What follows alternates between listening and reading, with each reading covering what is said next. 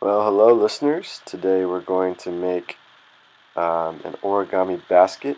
It's a classic piece of origami. So as you can see, we've started our action. So without further ado, I'll begin with the instructions. So I've started this piece with two different sides of a piece of paper. You want to get a perfect square piece of paper to make this piece work.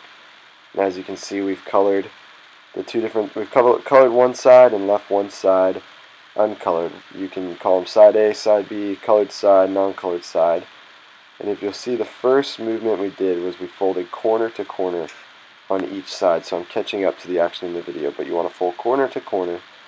So you have an X fold across the middle of your page, and then you'll unfold, and you want to fold side to side, two different directions on the square.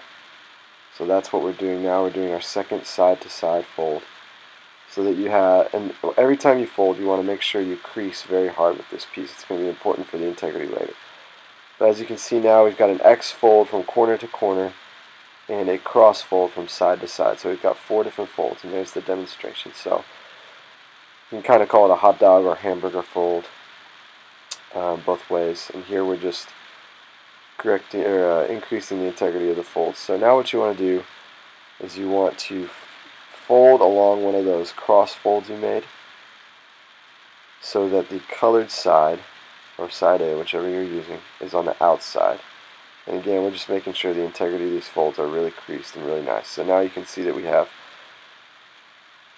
6 lines going across our square paper in 4 separate folds. So now what you're going to do is you're going to fold at the very center point of that colored side to make your square into a diamond prism, as you can see here. And you want to take the corner of that diamond and fold it up to the center line so that the lines align. The edge of the prism there aligns with the center line of that diamond. And again, we always crease really hard. You want to do it on both sides of the diamond,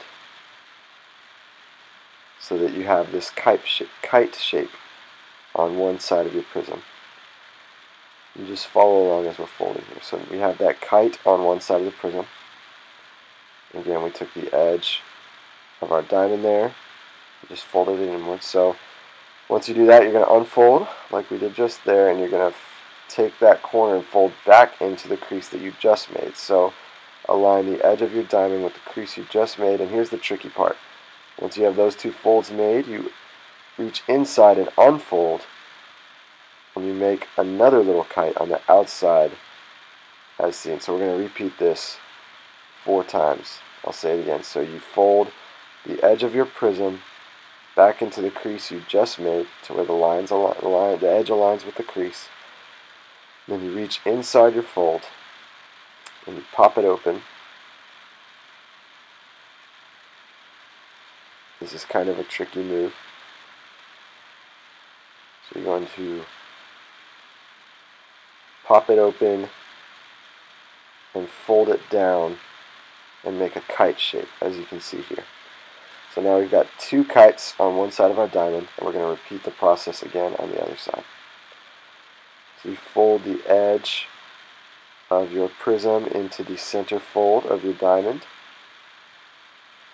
Now that we're doing it for a 3rd time, it'll be easier to see. You fold it back out, fold the edge back into alignment with the crease you just made, and crease again on the outside. Then you want to unfold the fold you just made, pop it out, and press down from the middle, creating a kite shape. Again, same process for the 4th time, and we're almost done with this step. Outside back into the crease you just folded, crease, pop it open from the inside. Again, that's the tricky part.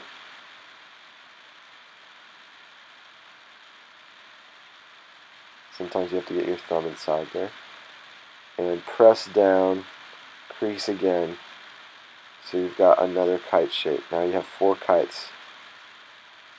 2 on each side of your diamond. And what we've created now is actually a kind of a hectagonal prism shape, as you'll see here in a minute. So we're just correcting the creases here to make sure everything is even and symmetrical. Sometimes you'll need a little correction with your folds and creases. As you can see, we've got two sides, two diamonds, and a hectagonal prism here.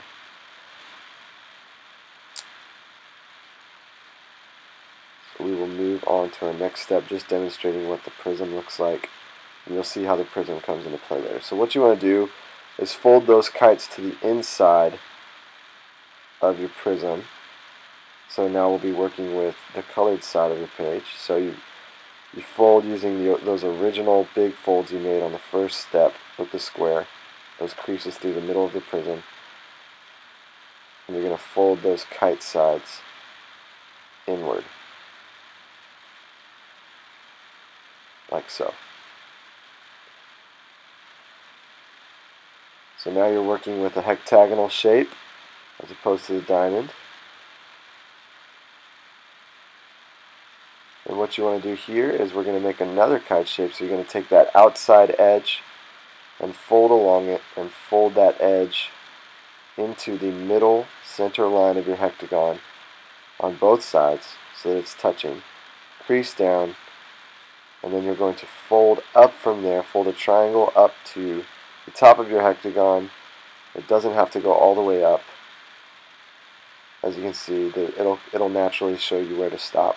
And here's a tricky part. You have a pouch inside there, and you want to take your triangle flap and tuck it inside the pouch and crease along the edge of that pouch so that you have a little hat sticking up out of your pouch.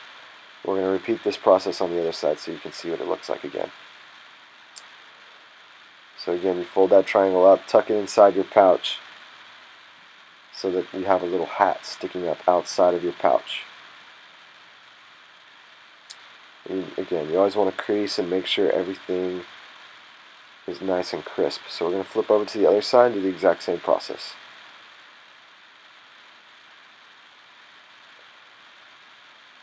You want to make sure everything is the same direction as your first side. So I'm going to take a look here. We're going to fold up from the same side. There we go. So we're going to fold in that outside hectagonal edge to the center fold of your hectagon. Crease along the outside. Same from the other side. And again, we're going to fold up from the bottom point of that little fold we just made. We fold up all the way to the point where it naturally stops you from folding. Doesn't go all the way to the top of the hectagon. And we're going to tuck that triangle partially down into our pouch. And again, it'll naturally end where you can't tuck it into the pouch anymore. Crease, as always, and you'll have a hat sticking up. So now we've got this hat tucked into a pouch on both sides of our shape. We're getting close to making our basket now. So here's the tricky part. We now have a prism that we want to make three-dimensional, so we fold it outwards, and this point here is going to be the base of your basket. So you want to press on the point ever so slightly with your fingers because you want to kind of make it flat as you open up this shape. And this is the part that takes some finesse, so you want to be careful here. As you can see, you open from the inside and press down on the base of your shape from the outside gently. As you open from the inside, you'll pop out the sides of your basket. You can now see kind of the base of the basket forming. Sometimes your flaps and the sides will come unfolded a little bit. That's okay.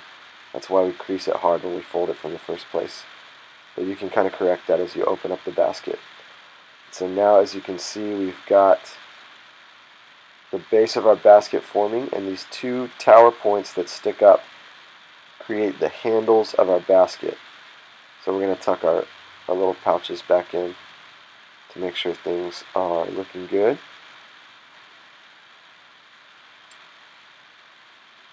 And this handle for the basket, you're going to want to paste or tape together to make your basket hold together. But basically you want to stick one point inside the flaps of another point. It doesn't matter which side you start with, but that's what we're doing here. Sticking one point inside the flaps of another And we're going to take a piece of tape to secure the handle of the basket.